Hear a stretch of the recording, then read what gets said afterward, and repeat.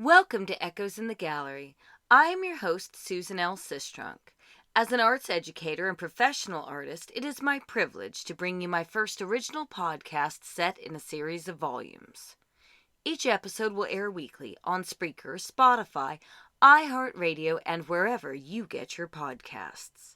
Tonight, in episode 24, The Trailer, The Desert, and Jordan, Eric and Gwen must work together to get themselves out of yet another sticky situation, this time in the middle of nowhere. How long can Gwen hold it together? And what exactly is Jordan's role in all of this after all? What secrets do the desert hold for him? Let us step into the gallery and begin. Episode 24, The Trailer, The Desert, and Jordan. Moments after the door opened, Gwen and their mysterious guide entered the trailer. The first to speak was a noticeably furious Gwen. She didn't even look at the captors. This glare was for Eric. "Hey, moron, since you're handing out 20s today, I'll take one if I get to punch you for being a sucker." Ugh. She thought he must have had some small amount of intelligence. So much for that presumption. Eric looked away. This was not his finest moment. Now they had another problem to solve. He reminded himself that almost everything was fixable. Gwen could be mad for now. He would deal with that later. For now, the priority was how to get out of this mess. "Shut up, you two," the man who had brought them here said. "Whatever you're looking for in Terlingua, you just found more. Empty your wallets. We already found some cash in the car. Might be able to make some money off of that, too." Eric looked at the toothless man. He was obviously high on something. Eric remembered the knife in his boot, and the small derringer Gwen had put in the front pocket of her jeans on the plane. There might be a way out of this. Eric held up his hands. "Look, man, just let us go and we'll start walking back to town. Take the car. We won't say anything. Honest." He glanced at Gwen and looked down at his boot. Gwen hoped she was reading the situation correctly. If not, they could get killed. Oh well, they were probably going to die anyway. "You know what, you big coward? Go ahead. Just give them all our money, and then you think they're going to let us walk back to Terlingua? Hello, tough guy, that is not going to happen. They are going to bury us in the damn desert, and then we will never find the money or the diamonds." That last bit caught the attention of their captors. "What money? Is this some kind of trick?" Toothless said. During this time, Gwen had been looking around the room and noticed a pot of boiling water a few feet away on the stove. It smelled to be the cooking down of an animal bone from the aroma. She needed to get closer. Time to really give Eric a piece of her mind and confuse these two hicks at the same time. She rushed toward Eric unexpectedly and pushed him in the chest toward the kitchen. "What the hell were you thinking? This entire time you have done nothing but bring me trouble. I should have just stayed in San Francisco and not even bothered with this mess." Eric's eyes looked at her with hurt and confusion as the two men holding them captive began to shout at them to stay where they were and keep their hands up. Gwen pivoted her body, grabbed the pan of boiling water, and threw it at Toothless. Luckily, Eric ducked just in time and took the other offender out at the knees. While the man with no teeth screamed, Gwen grabbed a heavy glass ashtray off the table and slammed it against his head. The man dropped instantly, his eyes rolling back into his head. Gwen looked and saw Eric struggling to contain the petty thief who had lured them into another ridiculous situation. She grabbed the ashtray and hit him on the head. Unfortunately, this one did not go down as quickly as the other. He grasped for and found Gwen's hair, pulling as hard as possible. An infuriated Gwen slammed the ashtray against his skull repeatedly as Eric held his legs. Experiencing something of a fugue state, her next memory was Eric pulling her off of the man. "Gwen! Gwen, that's enough!" When she came to reality, both their captors lay unconscious next to them on the floor. Blood was streaming from the men's heads. Gwen began sobbing loudly and uncontrollably. She had hit a wall. Her strength was gone, and Eric was watching the strongest woman he had ever known collapse emotionally in front of his eyes. She needed rest, But first, they had to get out of there. It seemed unlikely the man who lured them there would wake up, but Toothless may come to. Gwen was in no condition as she looked like she was going to pass out. "Gwen, I have to get us out of here, now." She nodded slightly, unable to speak. Eric picked her up and carried her out the front door quickly. He put her in the old pickup parked out front, moving trash and beer cans out of the way. They drove to where he had left the car. After securing Gwen inside, he tore the battery cables out of the old pickup, cut the tires with the knife from his boot, and began driving away in time to see one of the men stagger out of the door of the trailer, with blood streaming down his face. Eric glanced at Gwen as they made it to the highway. This was bad. She had gone silent and stared blankly out the window. In her mind, all was hopeless. The life she had made for herself was over. The man she had loved proved himself to be a traitor, and they were probably all going to die anyway, so what exactly was the point of this entire situation? The tears began flowing again. Eric searched the landscape. They were way north of Terlingua now after following the man. He saw a small motel off the highway. They both needed rest. Eric picked up the phone and called Ivanov. "Look, it's getting late, and we're not getting anywhere. We ran into some trouble, and Gwen needs rest. She's not okay." "I see your point. The whiz kid is doing some helpful stuff here. He's even managed some coherent sentences I can understand. Take care of Gwen. A couple matching to Terry and Sergei's description checked into the motel here in town where my man took Jonathan and Rachel. We even know the room number. My man is watching it. If they move, we will know it. Get a couple hours rest and head back." Eric hung up the phone and looked at Gwen. They found them. "We are going to rest for a little while and then head back to town. You need sleep, and a shower won't hurt us either." She nodded slightly. Parking the car in the rear, Eric rushed inside and paid cash for a room. He could smell fajitas being cooked in the kitchen, and his stomach began to growl. While walking in from the car, he noticed some laundry hanging on a line. Eric passed a couple $100 to the woman, and in broken English, she indicated she was more than happy to let him have whatever he wanted from the clothesline. She motioned for him to wait and came back a few minutes later with a bag of food and some beer. An answer to an unspoken prayer. He handed her another $50. Gwen immediately headed to the shower upon entering the room. Eric could hear her sobbing in the bathroom over the pressure of the water. Steam filled the room as he looked at Gwen's figure huddled in the corner of the shower with the water running over her. She was still wearing all of her clothes.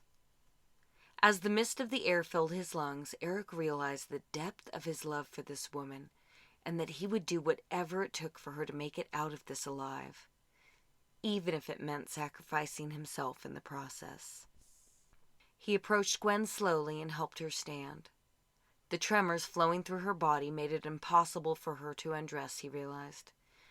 Using the utmost care, he helped Gwen out of her clothes, undressed himself, and began to wash her hair and body. Eric dried her, wrapped her hair in a towel, and got them both into some clean clothes. Once Gwen was tucked into bed, Eric brought the food out and opened a beer for her. They ate and drank in silence for a few moments before Gwen broke the silence. "Thank you. I really don't know what came over me." Her eyes met Eric's, and the words were lost on her lips. Eric's gaze searched her face, and he felt all the love he had for her well to the surface. She reached up and placed her hand on the back of his neck, bringing his face to hers. As their lips met, the world was forgotten, the day fell away, and all of the built-up tension unleashed between them. In a tiny motel off the road, with the hot, dry, and unforgiving desert wind whirling outside, two people found something new together as the sun set in the Chihuahuan desert. Meanwhile, Jordan was dying inside. Ivanov seemed to have warmed up to him a little, but how long would that last? He heard the phone call with Eric and groaned. Now they had to wait. They were sitting in this little restaurant that was actually underground with the windows of the walkout basement facing the highway. It made him incredibly nervous. During the time Gwen and Eric had been having their adventure, Jordan had shown Ivanov the most likely way they had hacked his accounts, but explained without the new passkey, it was almost impossible to retrieve the money. "Why can't you just hack into it?" Ivanov growled at Jordan. "Because trying to hack into that passkey is almost impossible. It's set up with three-party authentication, so I would actually need their phones, laptop, and probably the name of their grandfather's dog from 30 years ago. Ivanov did not seem very amused at first, and then he smiled, tipped his head back, and roared with laughter. A scary scene, as Jordan had actually never seen him do that before. "I like you, kid. You're growing on me. I may let you live after all. You could work for me." Jordan's mind slid back in time before he began to work for Gwen. He had found her and Jonathan through a way they never suspected. Jordan had lived about 20 minutes outside Terlingua, running a very under-the-radar online art business. It was a perfect spot because no one asked questions. And he was above reproach with his cover of being a geology student doing research on the history of the desert of the Big Bend from the Cretaceous period. With some online connections, he had been able to ship forged art all over the world. He never dealt with originals, but sent the certificates of authenticity just the same. Everyone thought they were getting an original, but in fact, each painting Jordan shipped out was a complete fake. He ordered the paintings from a place in China, sent them through a couple of remailing services, and presto! The untraceable forgeries were sent out to galleries, museums, and private collectors all over the world. That is how he found Gwen. Through online art auctions. She placed bids on Impressionist paintings weekly. He learned all about her and Jonathan and the gallery in San Francisco. And then, right about the time the desert, the cactus, and the scorpions were about to drive him mad, Jordan figured out what his next con would be. Gwen always thought it was her idea to create fake artists for the Impressionist works. But in reality, the idea had been a seed Jordan had placed in her mind months before they had ever met in person. One night in the online auction chat forum, he had entered into conversation with Gwen using his pseudonym. She disclosed that she had a confidential buyer who she bought all the works for. It was becoming harder to find available Impressionist works. After the two had been chatting for a while about her predicament, he jokingly texted, "Well, if you ever get in a pinch, you're an artist, right? You could always just paint a painting and create an artist's backstory around the person." At the time, Gwen had laughed it off. A couple of months later, he enrolled in Berkeley and made sure he was in Jonathan Brooks's classes. Through him, Jordan reached Gwen at the gallery, gave them a sob story about being a college kid down on his luck, and bam! He had a job in no time. The illusion was complete. Gwen confided in him soon enough with his computer expertise and well-played-out dorky college mannerisms.